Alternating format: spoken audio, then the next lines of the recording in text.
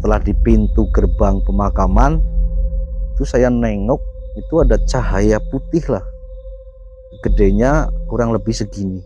Cahaya itu nabrak ke muka saya. Nah, selang beberapa waktu itu saya mimpi didatengin sosok lah, satu sosok. Dia memperkenalkan diri, dia bernama Eyang Karto.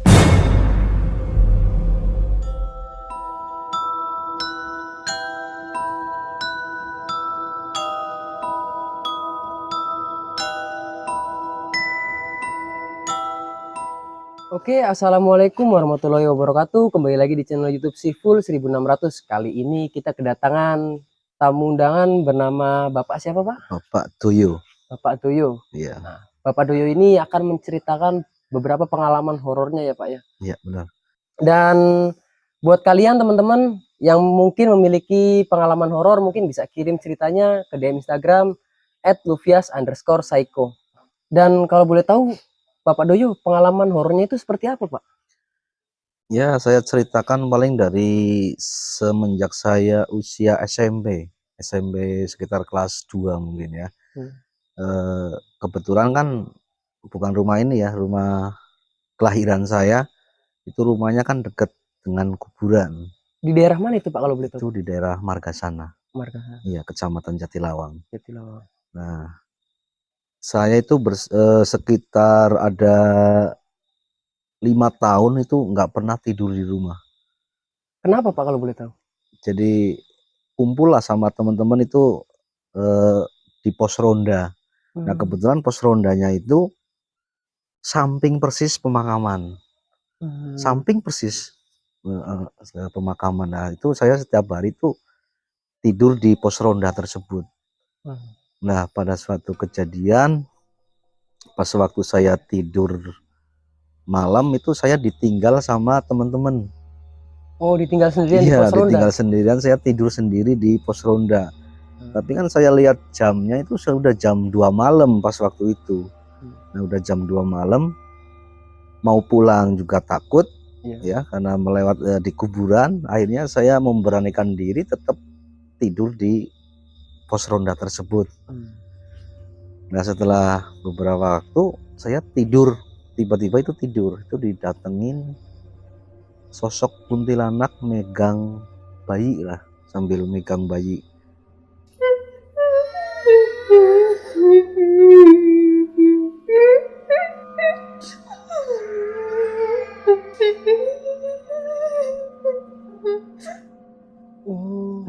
Itu dari arah mana datangnya, Pak? Ya nggak tahu, tiba-tiba udah di depan gitu. Di depan pos ronda itu? Di dalamnya, di dalam pos ronda. Di dalam pos ronda? Di samping saya tidur. Nah, itu saya melihat ada sosok kuntilanak tapi sambil gendong bayi. Nah, pas waktu itu kan musimnya musim togel ya.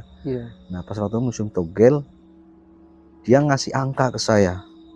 Itu angkanya pas waktu itu 7346 pas waktu itu. Si kuntilanak ini? Iya, ngasih 7346. Nah, itu kan saya nggak bisa berkata apa-apa karena saking takutnya. Saya itu merem sekenceng mungkin. Nah, setelah saya melek itu udah nggak ada ya. Nah, besoknya saya waktu SMP kan nggak tahu masalah pertogelan gitu kan ya. Saya si kuntilanaknya itu tiba-tiba nyebutin angka aja gitu? Iya, tiba-tiba nyebutin angka aja 7346, cuman kayak gitu aja. Itu saya bercerita sama teman-teman yang suka pada masang itulah ya, masang togel. Itu hampir 4 RT itu dapat semuanya. Angka itu dapat? Iya, angka itu. Cuma salah di depannya, cuma dapat 3D. Itu hampir. Nah, semua orang itu ke rumah bangunin saya lagi tidur, kan saya udah pulang ini ya. Pagi-pagi saya udah pulang karena kebetulan pas waktu itu malam minggu, jadi kan makanya saya tidur bisa sampai siang. Baru jam 7 pagi pada ke rumah, bahwasanya keluar gitu bilangnya. Nah, ya saking senengnya ya pada bisa apa jembatani rezeki ke mereka lah yang tadinya nggak percaya. Banyak sih 4 RT lah ya, lumayan banyak lah ya, 4 RT. Nah, malamnya, padahal masih jam 9 malam lah, belum terlalu malam banget, saya pulang naik sepeda. Nah, setelah di pintu gerbang pemakaman itu saya nengok, itu ada cahaya putih lah, gedenya kurang lebih segini.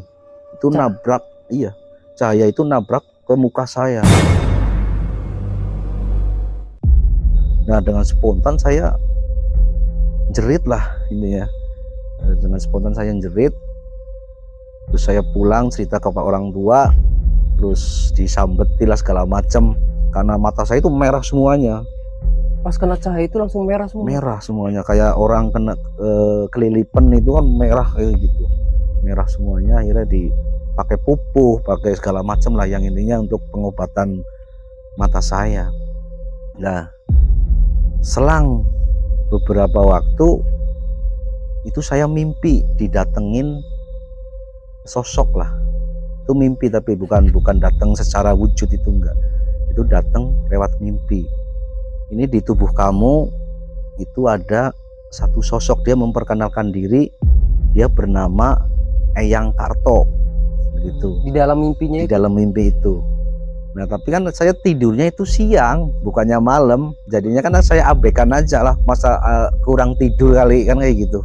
Nah, makanya saya abaikan mimpi tersebut. Nah, malamnya mimpi lagi, tidur mimpi lagi. Saya itu di sini udah lama. Saya bernama Eyang Jayadiningrat Kartowidodo Klampok, mana gitu. Di sini di mana itu maksudnya, Pak? Di badan saya. Oh. Itu di badan saya itu katanya ada Eyang Jayadiningrat Kartowidodo Klampok. Dia memperkenalkan diri begitu.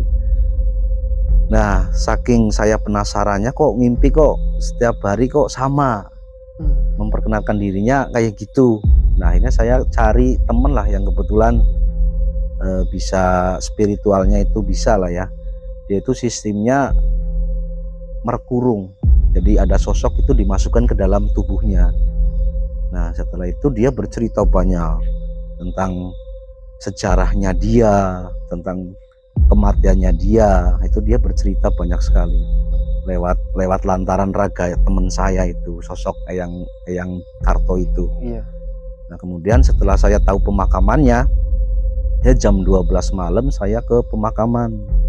Itu dikasih tahu pas lagi kerasukan Iya, itu lagi tahu. ya? Iya, saya dimakamkan di Klampok kayak gitu bilangnya. Terus saya ke lokasi tersebut jam 12 malam pas bertepatan dengan malam Jumat Kliwon pas waktu itu. Saya datang bersama teman saya itu yang tubuhnya bisa dirasuki jin. Iya. Kemudian masukkan lagi itu Eyang Karto itu, dia nunjukin bahwa di sini pemakaman saya. Nah, setelah itu saya ambil batu buat nandain, soalnya pemakaman itu kan udah rata dengan tanah. Dan siangnya saya ke sana, saya kumpulkan tulang-tulangnya. Oh, ada tulang? Ada tulangnya, ada. Tulang-tulangnya saya kumpulkan, terus saya makamkan kembali lah. Di atas tanah itu, Pak? Di bawah saya gali sedikit, udah kuburannya kan apa ya, kayak bertangga gitu. Jadi makanya mungkin apa tulang dari yang kuburan atasnya itu kan nggak tahu lah. Intinya saya menemukan tulang, dan tulang tersebut juga nggak tahu itu tulang siapa kan. Nah, setelah saya menemukan tulang itu tersebut saya kuburkan kembali. Cuma kan nggak dalam ya, yang penting terkubur lah sama tanah pemakaman itu. Nah, waktu itu saya nggak merasakan apapun lah intinya, nggak merasakan apapun. Selang saya beranjak ke STM lah. Nah, beranjak ke STM itu saya sering dikasih doa-doa. Itu lewat mimpi, entah itu siapa yang ngasih, saya sendiri nggak tahu. Oh, ngasihnya di dalam mimpi? Di dalam mimpi. Doa seperti apa itu? Doanya sih seperti doa-doa biasa lah, ayat-ayat Al-Quran pendek kayak Bismillahirrohmanirrohim, kayak ini yang saya masih ingat itu doa pendeknya itu lahilam langkum bikum. Lahilam langkum bikum. Itu katanya buat ngobatin santet di dalam mimpi tersebut loh. Nah, kan saya bingung, langsung apal. Kemudian saya kan seneng bolang juga. Saya kebetulan seneng nembak manuk lah, cari burung. Iya. Ya, cari burung. Kemudian saya tanpa sengaja itu datang ke rumah orang untuk minta minum. Nah, kebetulan yang punya rumah itu yang saya mintai minum, dia itu habis jatuh dari pohon kelapa.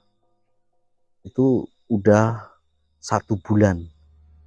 Dia kerasukan selama 1 bulan. Dia bisa, yang tadinya dia nggak bisa baca Al-Quran, dia baca sampai khatam. Nah, setelah sampai khatam, dia berpesan kepada istrinya, sosok yang masuk ke dalam tubuh itu yang orang jatuh, berpesan nanti ada anak kesini, main kesini, itu yang jadi lantaran pengobatan, gitu bilangnya. Itu kenapa kok bisa kerasukan, Pak? Ya kurang tahu. Konon katanya sih setelah saya mengorek informasi, pohon kelapa itu ada penunggunya. Jadi setelah si korban inilah ya, iya, jatuh dari pohon kelapa itu dia kerasukan, kerasukan sebulan. Selama 1 bulan, ya. Selama 1 bulan kerasukannya itu baca Quran. Baca Quran sampai hatam. Nah, setelah hatam dia berpesan gitu, nanti ada anak kesini itu yang jadi pelantara pengobatannya, dia bilang gitu. Yang nyembuhin dia lah. Iya, intinya kayak gitulah. Nah, kebetulan saya main ke situ minta minum. Nah, istrinya inget. Dia tanya ke saya, dari mana lah? Saya dari Desa Margasana gitu. Nah, dari Desa Margasana tersebut kan dia di timur, sebelah timur rumahnya. Ya, pesannya kan nanti ada anak main ke sini, itu arahnya dari arah timur. Itu yang jadi perantara pengobatan tersebut gitu. Nah, saya dikasih minum, langsung dipaksa untuk ngobati. Ya kan saya bingung, saya nggak tahu apa-apa, saya nggak paham ilmu pengobatan. Nah, akhirnya dia memaksa, ya cuma bismillah aja nggak apa-apa mas, yang penting dikasih doa-doa supaya sembuh gitu, diniati sembuh gitu. Nah, setelah dia memaksa saya untuk ngobati, akhirnya dia nyodorin, saya minta air putih. Coba saya minta air putih. Nah, air putih tersebut saya cuma bacakan bismillah aja. Cuma bismillahirrahmanirrahim dengan niat untuk nyembuhin orang tersebut atas izin Allah gitu ya. Nah, kemudian saya balurkan, dia itu jerit-jerit kepanasan, panas kayak gitu. Terus keluar minta maaf, saya mohon maaf, saya sudah lama di sini, saya mau keluar gitu bilangnya. Nah, akhirnya dia keluar. Nah, besok paginya yang tadinya dia masih ngeletak di ranjang, pagi-pagi udah bisa jalan. Orang tersebut bisa jalan. Nah, akhirnya kan gempar. Nah, akhirnya banyaklah orang ke rumah saya, terus minta ini itu, saya sendiri juga nggak bisa ya sebetulnya. Nah, pengalaman yang menarik ini ada salah satu orang yang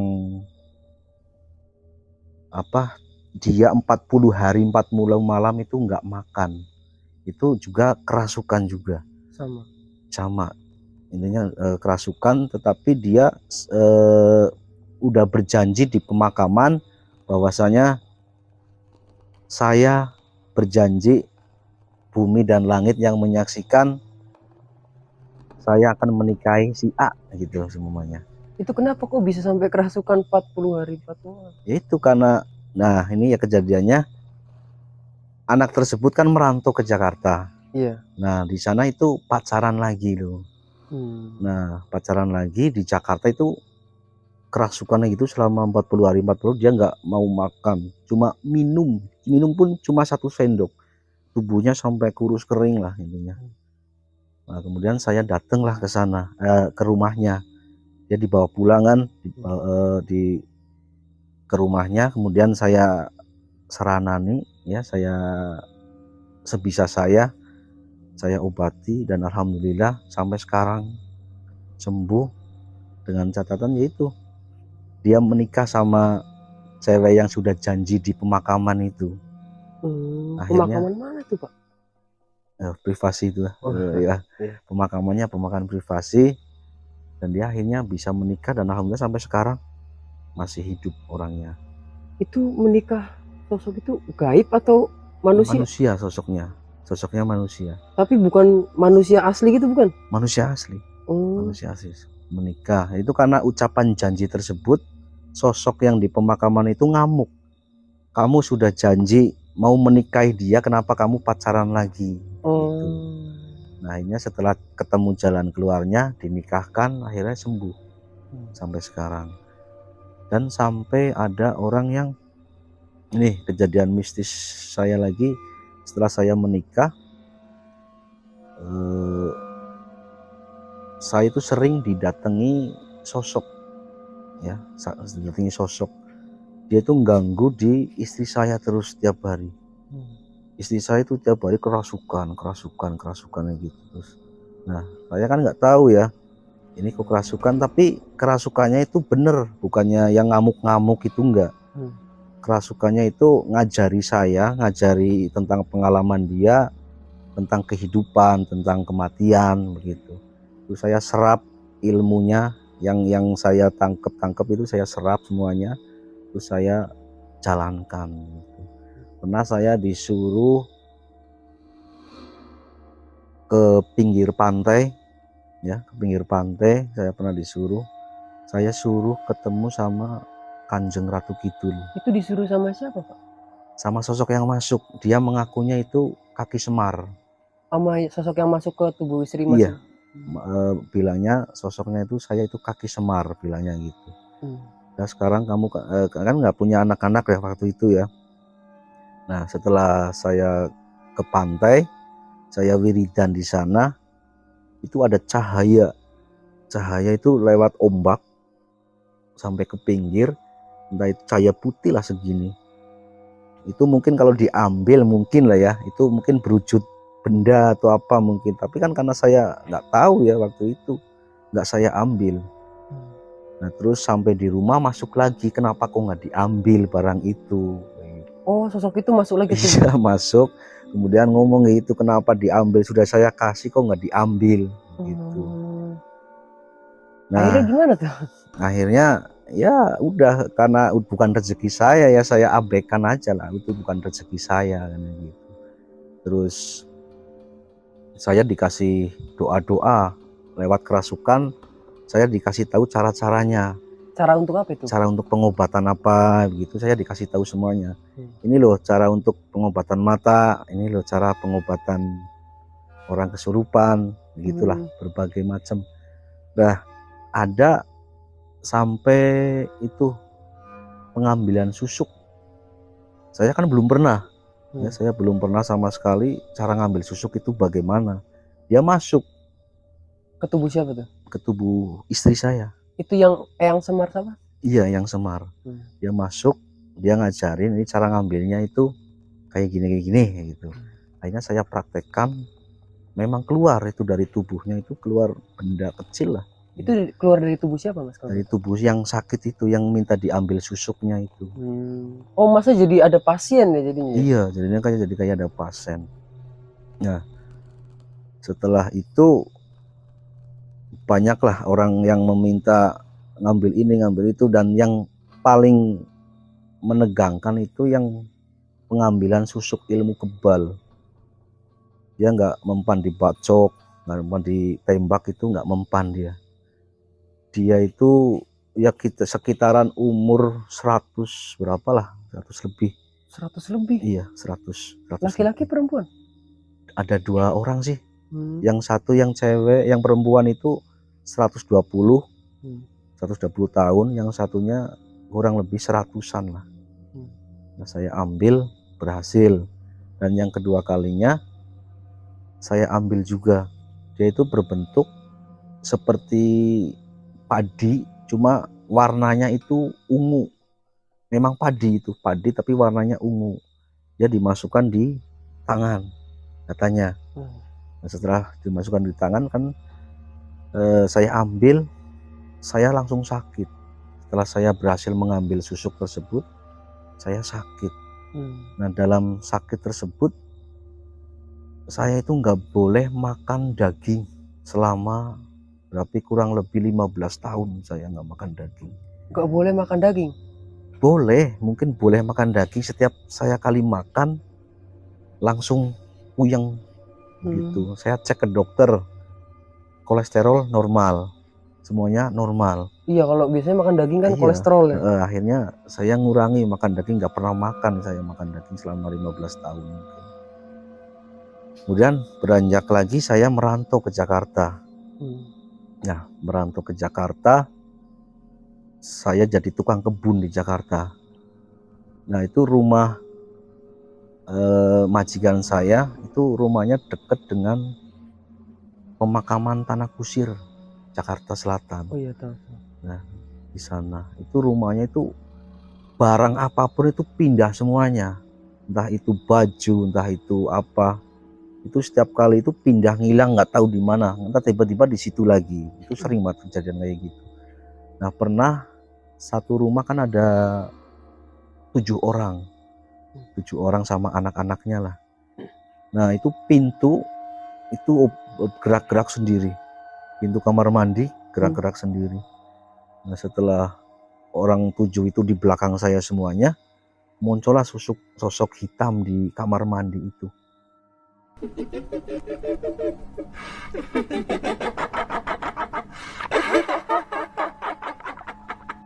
Sosok hitam? Iya, sosok hitam, mungkin seperti genderuwo atau apa, mungkin intinya hitam lah. Sosok hitam, dia menampakkan diri di depan pintu kamar mandi. Ketujuh orang tersebut juga melihat semuanya itu ada sosok hitam di situ. Dan itu diusir atau gimana, Pak? Enggak, tiba-tiba hilang sendiri aja. Hilang sendiri aja gitu? Hilang sendiri aja. Nah, terus saya di sana sekitar 8 bulan mungkin saya pulang ke rumah. Setelah saya pulang ke rumah, ya kejadian-kejadian aneh datang lagi. Saya bingung, anak saya punya anak ya, itu anak saya itu nangis setiap hari. Jam 2 malam pasti dia ingin keluar rumah. Masih bayi lah, umur sekitar 8 bulan mungkin lah. Setelah dibawa keluar, anteng. Setelah dibawa ke rumah, nangis lagi. Nah, terus datang lagi sosok kaki semar itu masuk. Itu kebetulan masuk ke dalam tubuh saya. Nah, masuk ke dalam tubuh saya, dia berpesan itu di belakang rumah, pojok belakang itu dikencingin. Dikencingin siapa? Sama saya, suruh dikencingin gitu. Saya biarpun saya kerasukan, saya tetap sadar. Bukan karena, ada 2 versi orang kerasukan ya, ada yang sadar, ada yang setengah sadar. Nah, kebetulan saya yang setengah sadar. Biarpun saya ngomong apa mau siapa, saya tahu. Gitu. Nah, akhirnya saya nurut, saya keluar rumah jam 10 malam waktu itu. Jam 10 malam saya kencingin. Pojokan rumah? Iya, pojokan rumah saya kencingin. Setelah saya kencingin, masuk, coba dibongkar, digali itunya tanahnya. Saya gali, dan ternyata di pojokan rumah itu ada pasangan, itu ada silet, ada kembang, ada jarum, terus mori. Itu kenapa kok bisa ada pasangan? Ya mungkin gitu? Ada orang jahil lah intinya, yang orang nggak seneng lah intinya. Itu saya kencingin. Setelah begitu saya kencingin, anak sebelah nangis langsung.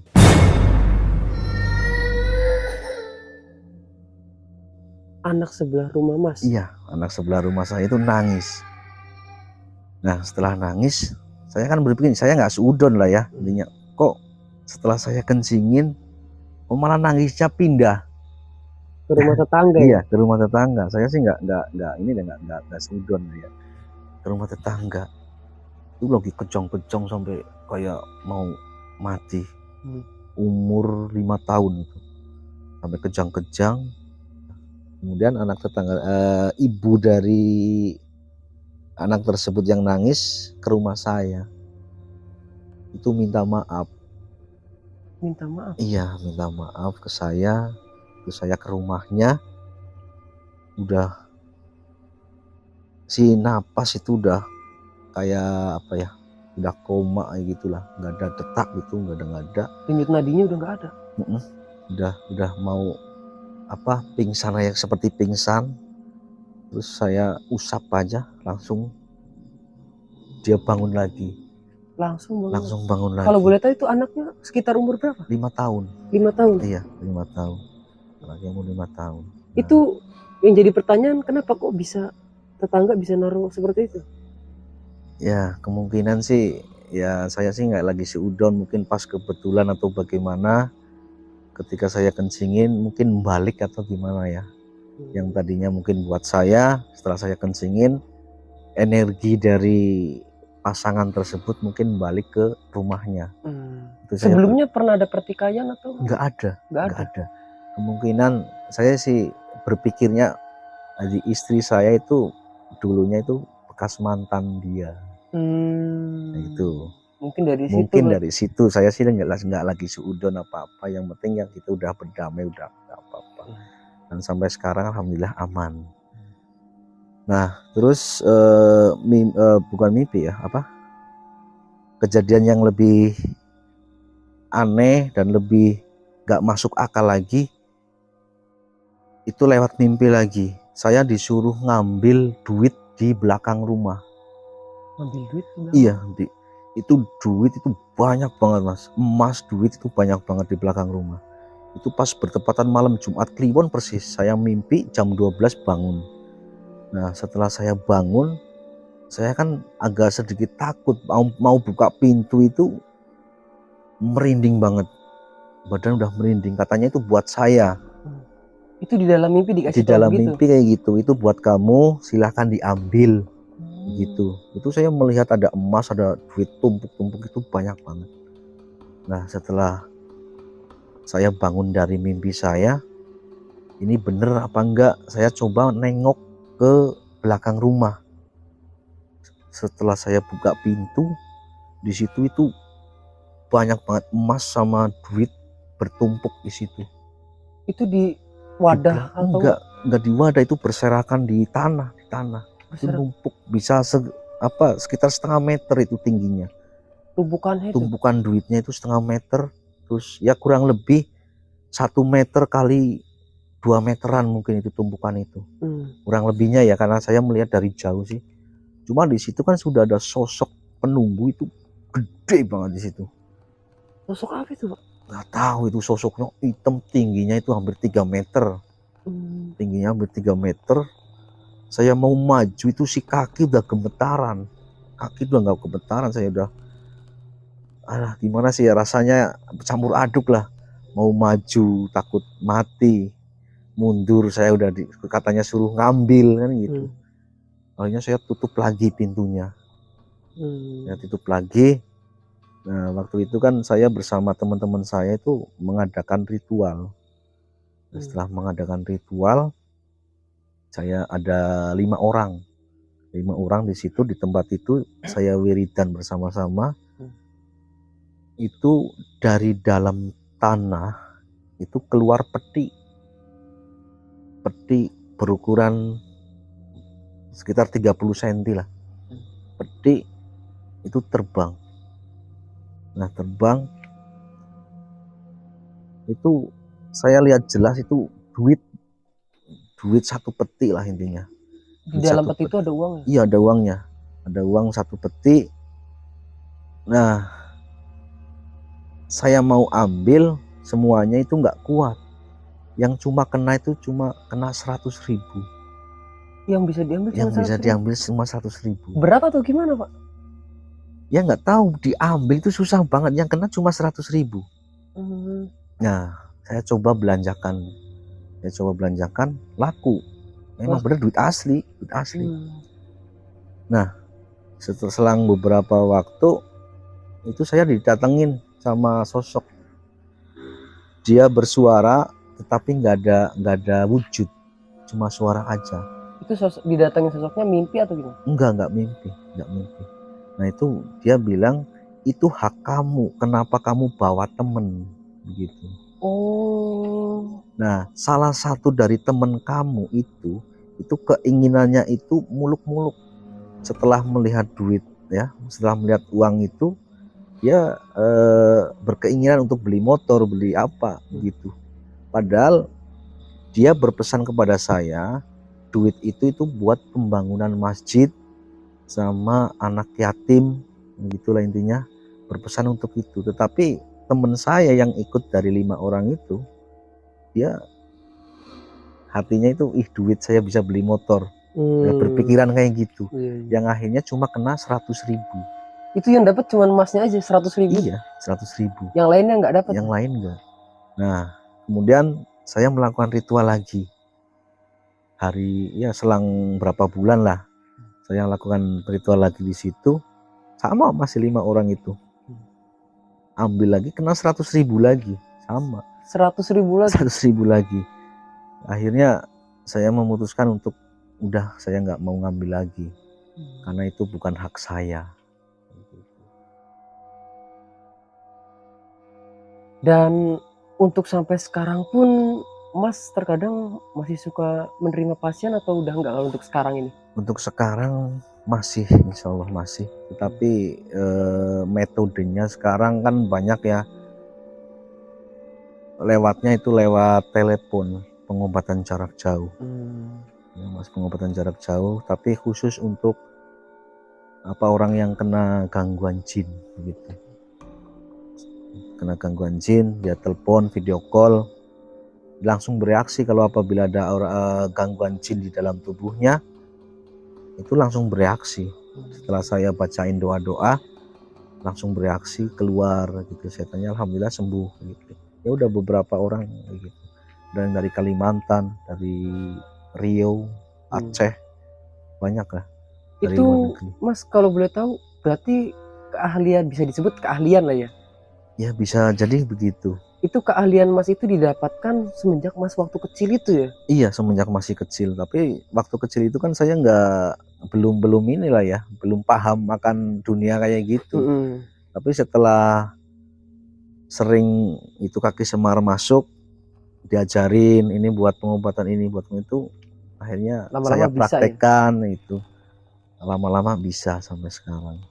Itu yang waktu itu ya, waktu kecil katanya ngeliat cahaya itu ya, tadi di awal ya? Cahaya. Semenjak itu masih jadi bisa ya? Iya, semenjak itu. Yang saya rasakan itu semenjak mata saya itu ditabrak sama cahaya. Cahaya putih, dia nabrak ke muka saya. Semenjak itu saya sering kejadian-kejadian aneh lah intinya. Saya bisa melihat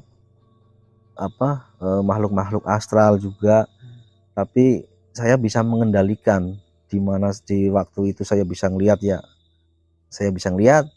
Dikala saya nggak kepenginnya bisa saya tutup. Gitu. Jadi bisa ada kendalinya.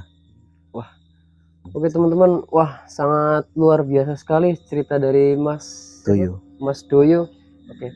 Dan buat teman-teman yang mungkin memiliki pengalaman horor nyata, mungkin bisa kirim ceritanya ke DM Instagram @lufias_psycho.